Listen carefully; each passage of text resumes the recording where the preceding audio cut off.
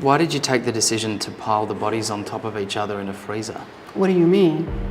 Why did you do that? Well, I only had one deep freezer. I mean, take the decision to pile the bodies on top of each other. Where was she gonna go? The 35-year-old mother of four has been in court for the murder of two of her children in 2015. Blair had been served an eviction notice for not paying her rent. She had always asked friends and family for cash and could not keep a job. She stopped calling when they advised her to get a job. Blair ignored the advice of her friends and family, and on the morning of March 2015, a team from the district court started removing her property from the house. As they worked, they made a shocking discovery that shook the community. In her living room was a deep freezer containing a teenage girl's frozen body covered in a plastic bag. In the morning, when a team from the district court arrived to remove her belongings, they made a horrifying discovery that shook the community. They quickly contacted the police, who found the body of a boy in the freezer. Blair was located in a neighbour's apartment with her two remaining children, aged 17 and 8, and arrested shortly after. The bodies were sent to a morgue where they were thawed, and autopsies were conducted confirming the victims' identities as 9-year-old Stephen Gage Berry and 13-year-old Stoney. Upon arriving home one day in August 2012, Blair discovered her son simulating sexual activity using dolls. She then questioned him, asking, "Why are you doing that? Did anybody ever do this to you?" When he revealed that his brother Stephen had done this to him, Blair went upstairs to confront Stephen. She said he confessed, and that's when she started punching and kicking him before putting a garbage bag over his head, causing him to lose consciousness. I told me how she used to sit on his face, and he said, "Mom, it stinks real bad."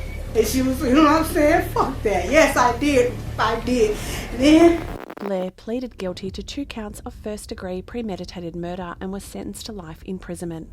A black woman named Sheila McFarland has been sentenced to life imprisonment without the possibility of parole for her alleged role in a gruesome murder. Judge Daniel Gall didn't hesitate to deliver an incredibly harsh sentence, but it gets worse. Look into this, and after that, the Supreme Court going to be on top of it too. Okay, Sheila, at this point, I have to tell you that if You racist anyway.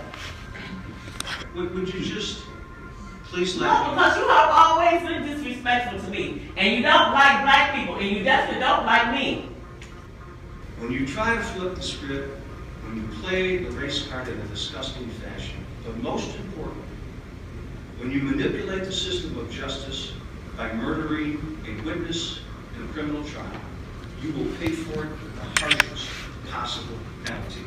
And therefore, you, madam, will be sentenced to life in prison without any possibility of parole. I'm going to fine you $20,000 in count 1 and order you to pay your court costs. You'll never be released, so we're not going to talk to you about post-release control. I already know you ain't gonna release me, and I ain't gonna see you no more. I'm glad that I don't have to even see you. I ain't got to see you in the drug case. Well, It's over. You're going to be back in here with that drug case with me, too. Oh, well, you gonna read that up too. Sheila? Prepare to be horrified by the gruesome details of this shocking case. 2 women, Erica Mae Butts and Shanita Latrice Cunningham, were brought to court in South Carolina to face charges of murder for the brutal killing of a 3-year-old girl, Serenity Richardson. The innocent child had been entrusted to the care of Erica, her godmother and her mother's best friend, Aisha Richardson, and had even been present at the hospital when Serenity was born. These 2 women were in court for the murder of a helpless 3-year-old girl named Serenity Richardson in November 2009. It's truly sickening to know that Serenity's godmother, Erica, and her mother's best friend, Shanita, were responsible for her untimely death. When interrogated by the authorities, Erica Mae Butts and Shanita Latrice Cunningham shamelessly declared that they were unaware that the merciless beating they gave little Serenity Richardson would lead to her untimely demise. Erica admitted that she used a belt to discipline the helpless toddler, all because she had an accident on the floor. But that's not all. Subsequent investigations revealed that the marks on Serenity's body were not from a one-time incident, but from weeks of horrific abuse at the hands of these 2 monsters. Upon receiving the news of their lifelong imprisonment, Erica and Shanita reacted utterly shockingly and dramatically. They began screaming and flailing about, losing complete control of their emotions. You will get credit for any of the time that you served.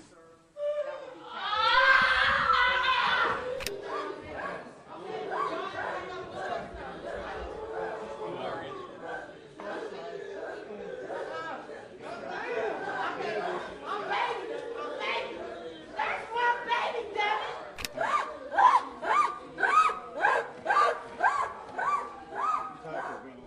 Prepare yourself for a disturbing account from Kent County, Michigan. Seth Welsh and his wife have been taken into custody for murdering their defenseless 10-month-old daughter, Mary Welch. The shocking details of the case reveal that the innocent baby girl died from a harrowing combination of dehydration and malnutrition in August 2018, all while her parents willfully neglected her needs. Even more shocking is that the couple were aware of their child's malnourishment but refused to seek medical assistance due to their twisted religious beliefs and deep-rooted mistrust of medicine and government authorities. But it doesn't stop there. When Seth Welsh realised his baby girl was unresponsive, he called his lawyer before calling for emergency help. Called my lawyer first thing to ask, what's the next thing I could do. He was dead at the door now.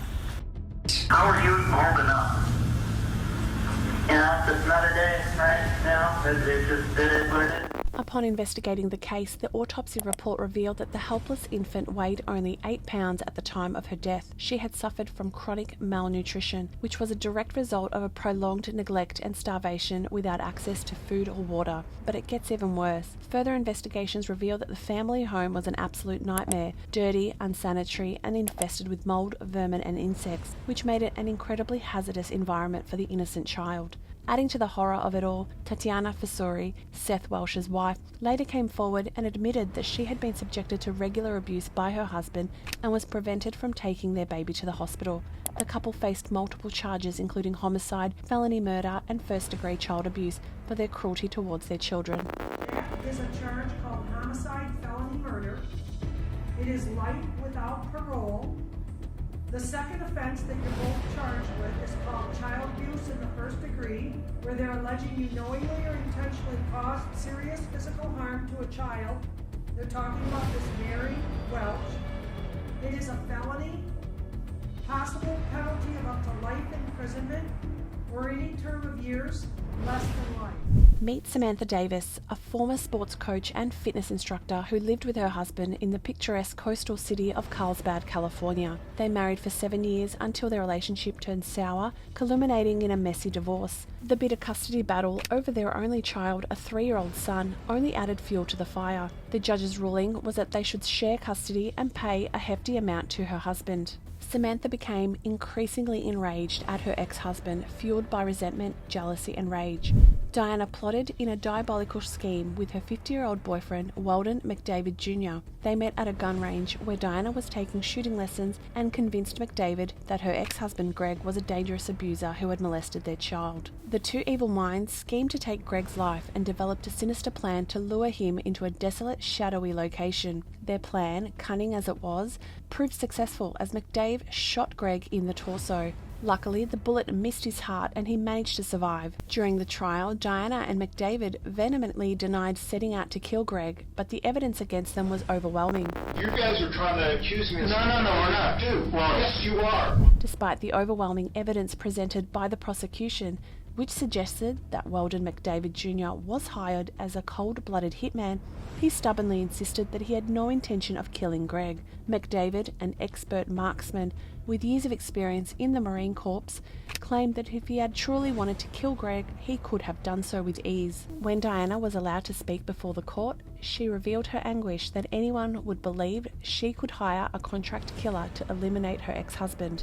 Nevertheless, both Diana and McDavid were indicted on charges of plotting to commit murder and attempted murder. However, McDavid faced an additional charge for intentionally discharging a firearm. Diana fainted in court, collapsing to the floor. As she was stretchered out of the courtroom and revived, it was clear that the weight of her punishment had hit her.